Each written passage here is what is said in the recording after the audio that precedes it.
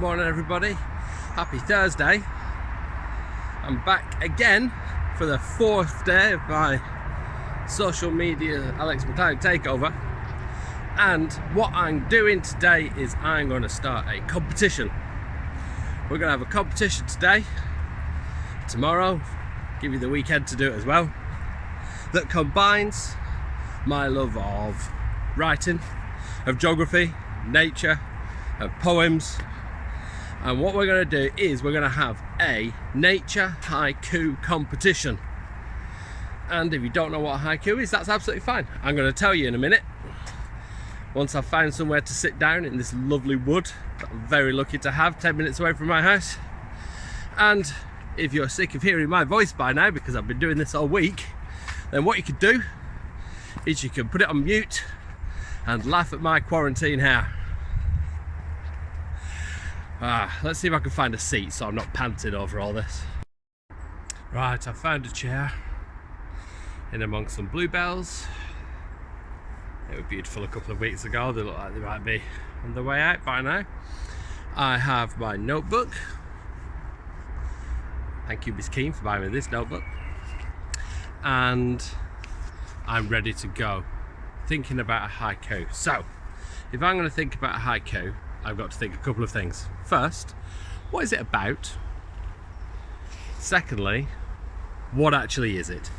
So, a haiku is a Japanese poem that is 5 syllables in the first line, 7 syllables in the second line, and then 5 syllables in the last line.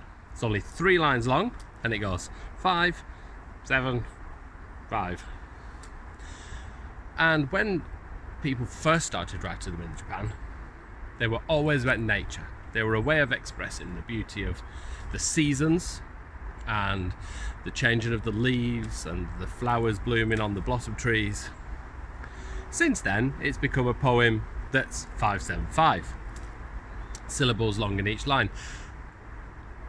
So let's have a think. I want your haikus to be about nature,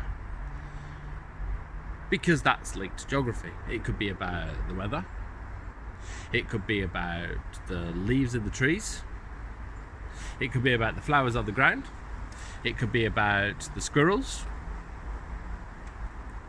or the lions and tigers and bears.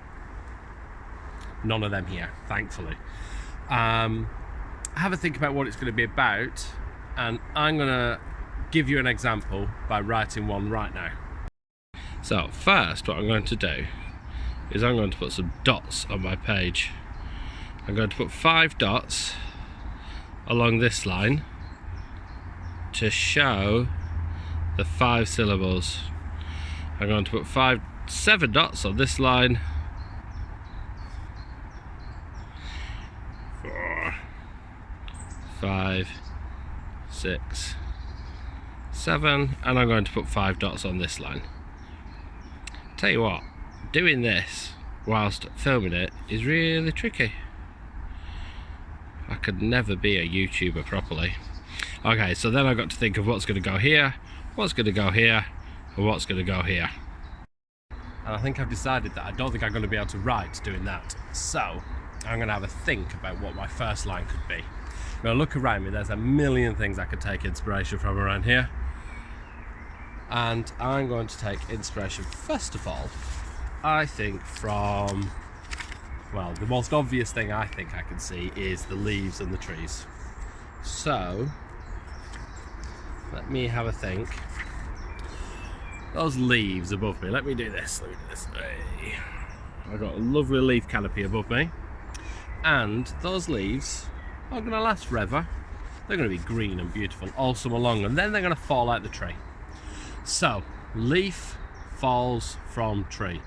Leaf falls from tree. I've got 4 syllables. It's not very poetic, it's not very nice, but I've got an idea. So what if I instead I change from tree and I put a different word in there? Maybe a longer word that's got more syllables. What if I said leaf falls quickly? That's not long enough. I'm way too close to the camera. That's only 4. Let me have a think. leaf falls gracefully. I like that. I'm going to write that down in my book.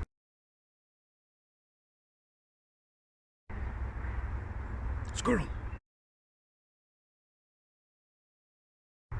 So once the leaf has fallen, what does it do next? Well, it lands on the ground. Lands on the ground. Well, that's 4. How many did I need for my second line? 7. So I need to add a bit to that, and it needs to be a bit more poetic. So let's have a think. I'm saying so a lot. I've noticed that in my videos. I say and so and ooh a lot. It's how I think, I suppose, but when you're writing, remember not to use and so all the time because it gets boring. And so what I'm going to do is I'm going to try and use those less in my videos. What was I doing? I've got distracted.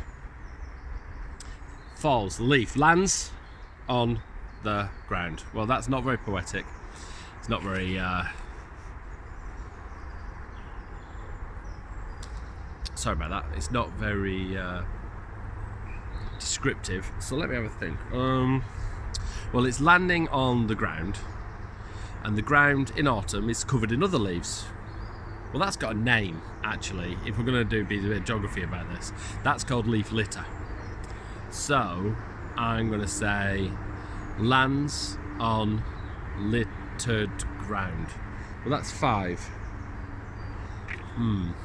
Landing on a littered ground. That's better. Landing on a littered ground. I'm going to write that down. There's a fly on me. Oh, get it off. Next, what does it do? Well, it's landed on the ground. The ground's covered in other leaf litter, and then it rots. I don't want the imagery of rotting in my poem, because it's quite a nice poem about grace and landing and all nice things like that. So I don't want rotting and decomposing and smelly and slimy. I don't want any of that in mine. You could write a haiku about it being rotten and slimy and horrible if you wanted to, but that's not my haiku today. My haiku today is nicer than that. So what's the nice thing that it does when it lands on the ground? Well, it provides food for next year's plants. Food for next year's plants. Bingo, 5. I'm going to write that down. So now I've written my haiku. There it is. My issue at the moment is it's scribbled in a book and looks really messy. Got great big scribbly dots on the lines where the writing should be. And there's only one of them. Maybe I want to write a few. They're quite quick to write to these, so I might write a few, write them up a bit neater, and then submit them to the competition. Not sure I could win my own competition though. That might be against some kind of rule. So here's the rules. I'm not allowed to enter my own competition, and so your haiku has to be about something about nature. Could be the weather, could be the leaves like I did, it could be the trees, it could be the creepy crawlies that I might find if I look in this bit of wood here. It could be the way my hair has gone during quarantine. I don't think it should be about that though. No, definitely not. Something about nature, something about geography, and remember, 5, 7, 5. That's the only rule that you really need to stick to when writing the poetry, and I really look forward to seeing what you've got. There we go, that's a bit neater. There's one for autumn, and there's one for summer. Water droplets high, fluffy clouds dance and twirl, drift on summer's breeze. And there they are. Beautiful coral, wonderfully colour life, infinite blue seas. The lilies unfold, welcoming the northern breeze. Nature is lovely. I'm going to end it there. I've had a beautiful walk in the woods. There's birds singing, there's squirrels around me. There's nature everywhere I look. And who can't help but be inspired by the geography and the learning that's all around them. You don't have to go into the woods, because not everyone can go into the woods. I know that. What you could do is you could look at some pictures on the internet of blossom trees in Japan, of crocodiles in the Amazon. Crocodiles don't live in the Amazon. You could look at pictures of nature, of clouds, of weather. You could look at pictures of hurricanes, of beautiful beaches on sunny days, of coral reefs in Australia, and you could be inspired by all of those without ever leaving your living room. So I look forward to seeing what you've done, and I will see you soon. Miss you all, and let's see what I can come up with for tomorrow. Wow, I'm completely lost. How do I get out of this woods?